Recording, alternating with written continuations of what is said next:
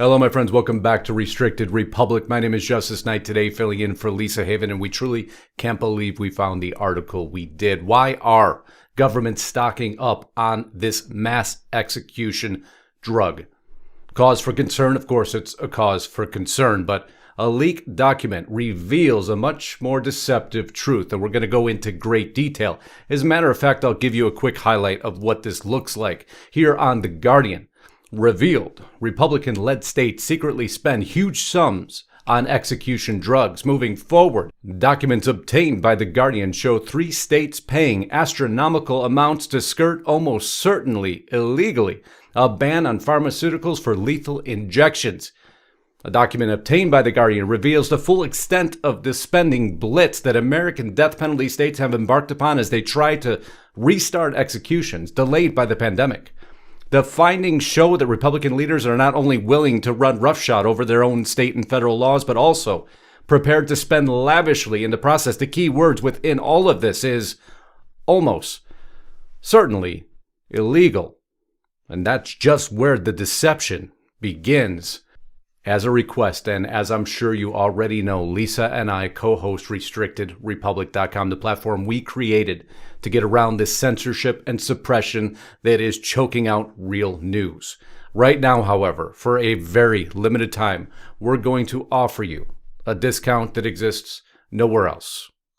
Discount code FREEDOM at monthly checkout will give you 24 months for $5 a month. It is a very special benefit to bring in even more people to the family of Restricted Republic, where you can hear once and for all what an open discourse of unrestricted news sounds like. And trust me, the storylines that are emerging daily, Lisa's about to cover one tomorrow, are so incendiary to those that don't allow them broadcast anywhere else.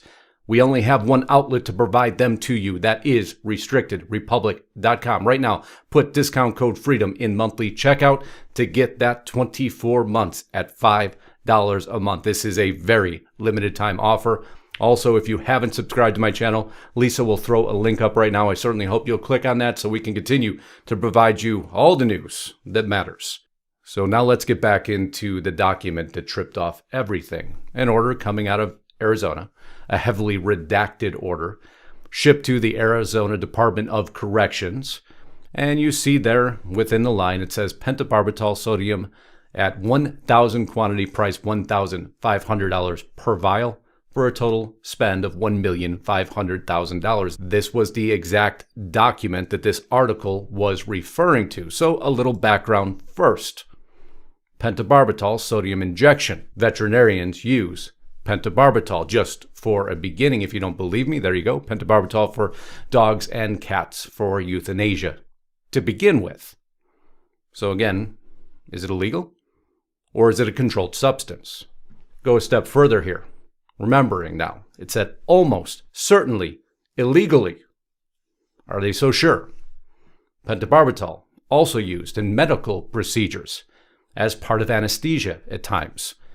Again, going back to that term, almost certainly illegally. So you see, this is all where the deception begins.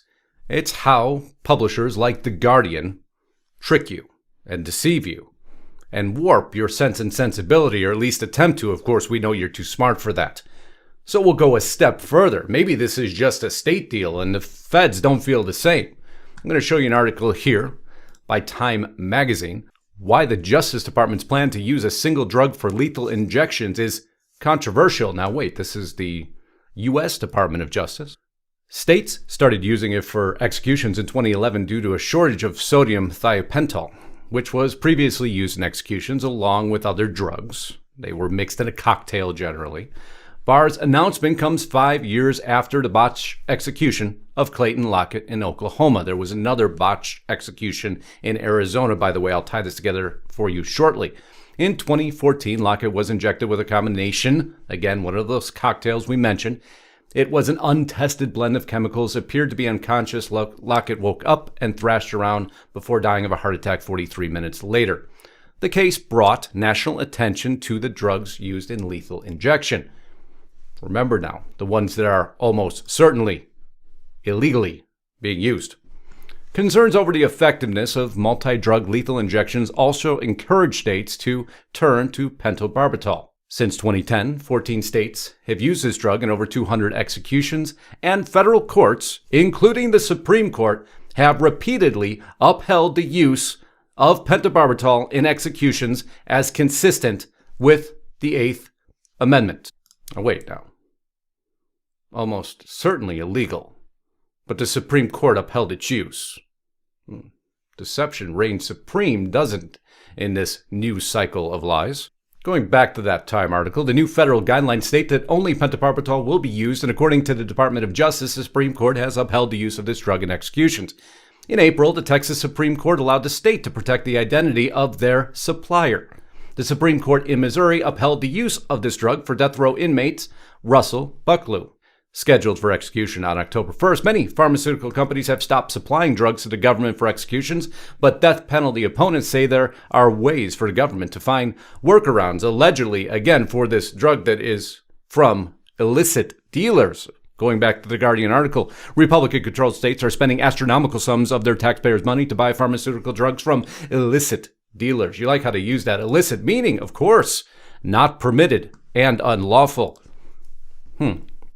But it's been upheld by the Supreme Court. It's been upheld by state Supreme Courts.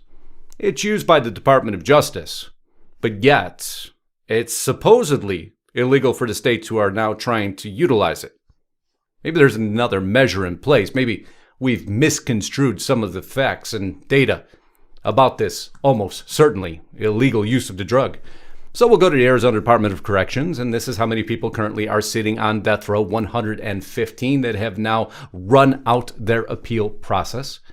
Due to COVID, many of these lethal injections were sidebarred. Well, now it's coming back to a time where they want to restart the process, kicking Arizona into, again, securing the drug necessary to perform their lethal injection process.